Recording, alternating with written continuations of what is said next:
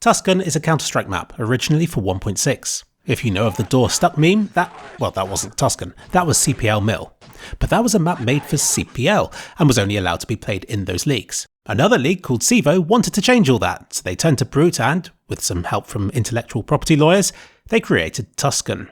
Many bits of the map just happened to be similar to CPL Mill, but Bombsite B was changed substantially, along with the bit made famous by the door stuck guy. In 2007, the Counter-Strike source version was created, and then another for CSGO in 2014. However, this newer version of the map never really took off.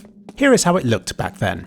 I think, when it's compared with the standard of the maps that were being featured in the operations at the time, Tuscan appeared too messy and cluttered, and lacked a consistent style. Brute tweaked and improved it over the following year, but then got too busy with life, getting married, moving to California, and with his job at Blizzard, where he worked as a level designer for World of Warcraft. He did, however, say on Reddit that he'd like to collaborate with other people to bring it up to CSGO standards. And eventually he chose Catfood for the task, having liked his previous work.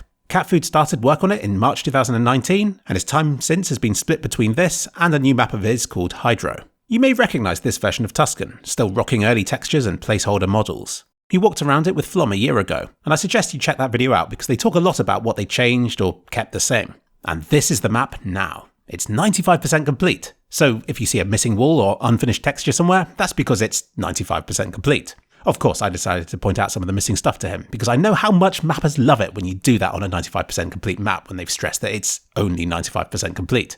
This bit, for instance, I don't think is fully done yet, though I'll have to ask him about that to make sure.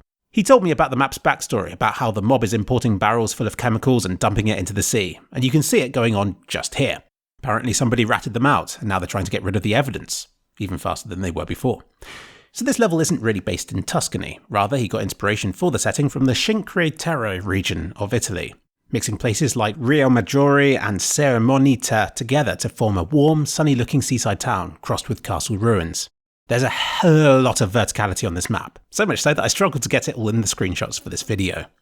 He provided me a load of pictures of his travels, and you can make out all of these real-world assets dotted about the map and occasionally recoloured. So he kept the design quite faithful to the older versions of the map, though he did widen some areas to compensate for new gameplay elements like the Molotovs, and to bring the map more in line with a more modern gameplay meta. Something else more modern about this level is its use of models. I've mentioned before how maps in CSGO are becoming increasingly model-based, and this one takes it to new levels. For instance, normally you have a base layer with models sprinkled over that to decorate it. But this level does away with the base layer. Entire segments of this level are made from models, all pieced together like a jigsaw, but with perfect precision. This is most noticeable on the ground. You'll notice intricate patterns and bumps and curves with no visible seam separating it from what's around it, which is unusual for a source-based map. The walls and buildings on this map are very, very tall, which he says is because that's how it is in real life in towns like this where there's very little space to build. But he says it also helped him by aiding with the optimization of this map.